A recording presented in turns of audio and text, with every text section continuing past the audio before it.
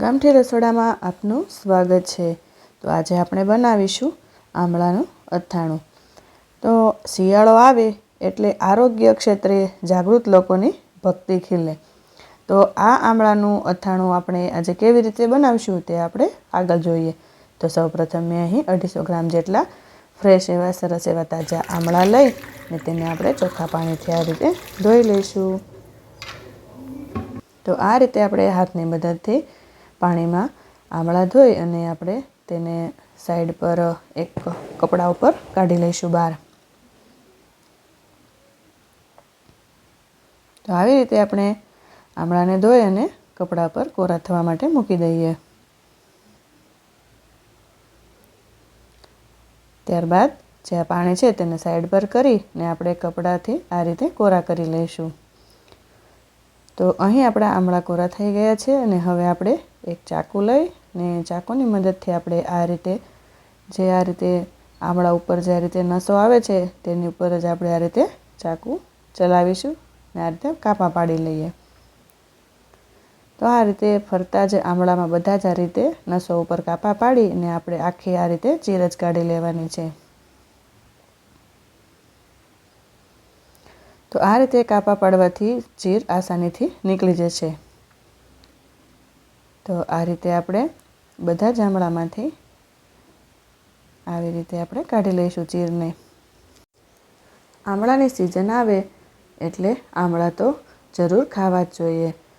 તમે આખા દિવસના 1 થી 2 આમળાનું જો સેવન કરો તો તે આંખો માટે પણ સારું ને શરીર માટે તો આરોગ્ય માટે તો ખૂબ જ લાભદાયક છે આમળા, પણ ખરતા વાળ માટે પણ ખૂબ જ સારા એવા આમળા છે। તો આમળામાં ખૂબ જ ભરપૂર માત્રામાં ફાઈબરથી ભરેલા આમળા છે। તો આ જે આપણે આમળાના આ રીતે ટુકડા કરી લઈશું। તો આપણે અહીં આખી ચીર નથી રાખવાની। તો અહીં આપણા ટુકડા થઈને રેડી થઈ ગયા છે ને હવે આપણે ગેસ પર એક પેન મૂકી ને તેમાં તેલ ઉમેરીશું 1 મોટી ચમચી જેટલું, એટલે કે 1.5 ચમચી જેટલું આપણે ઉમેરીશું। અહીં આપણે તેલનો ઉપયોગ વધારે નથી કરવાનો। ત્યારબાદ 1 ચમચી જેટલી હિંગ ઉમેરીશું। તમારે જો જીરુંનો ઉપયોગ કરવો હોય તો પણ કરી શકાય। તો અહીં આપણી હિંગ સરસ એવી સંતળાઈ ગઈ છે અને હવે આપણે તેમાં ઉમેરીશું આમળા। તો આ આમળાને આપણે આ રીતે ચલાવતા જઈશું। તો આ રીતે ચલાવતા જઈએ અને ધીમી સ્લો મીડિયમ એવી આંચ પર આપણે તેને થોડા એવા ફ્રાય કરી લેવાના છે। જેમ કે આ રીતે ફ્રાય કરવાથી તેની ખટાશ પણ એકદમ ઓછી થઈ જશે અને તે કાચા પણ નહીં રહે।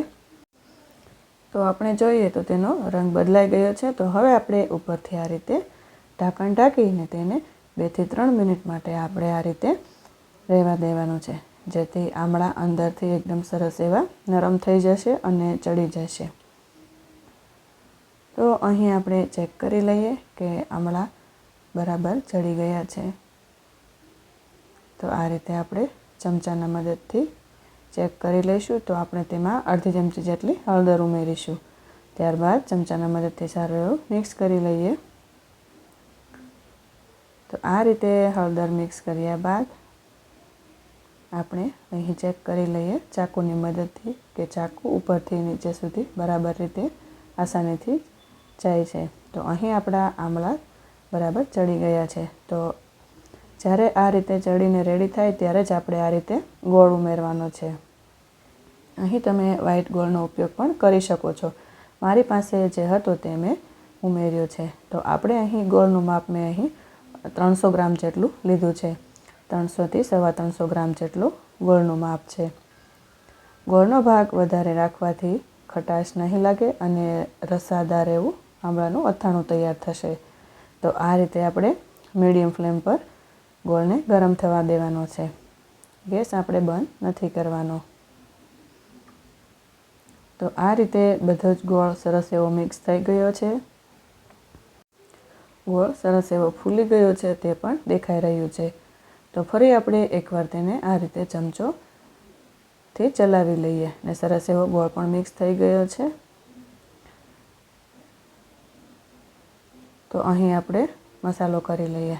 તો હવે આપણે તેમાં અડધી ચમચી જેટલું મીઠું ઉમેરીશું, ત્યારબાદ લાલ મરચું પાવડર, અને ત્યારબાદ જે આપણે મેથીનો તૈયાર મસાલો આવે છે તે મેં 1.5 ચમચી જેટલો ઉમેર્યો છે. ત્યારબાદ અડધી ચમચી જેટલું આખી વરિયાળી ઉમેરી છે. આ બધું જ ઉમેર્યા બાદ આપણે સારું એવું મિક્સ કરી લઈએ. અહીં તમારે લાલ મરચું પાવડરનો ઉપયોગ જો વધારે તીખું ખાતા હોય તો વધારે ઉમેરી શકાય.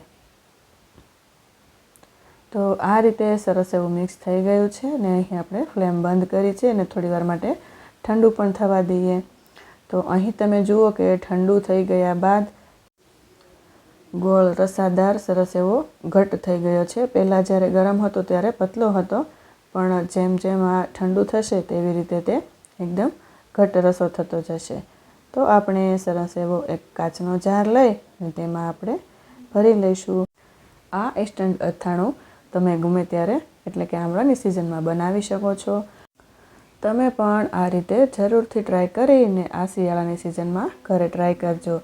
તો તમને જો મારો વિડીયો ગમ્યો હોય તો મારી ચેનલને લાઇક, શેર અને સબસ્ક્રાઈબ કરવાનું ભૂલતા નહીં. તો ફરી મળતા રહીશું ગામઠી રસોડામાં.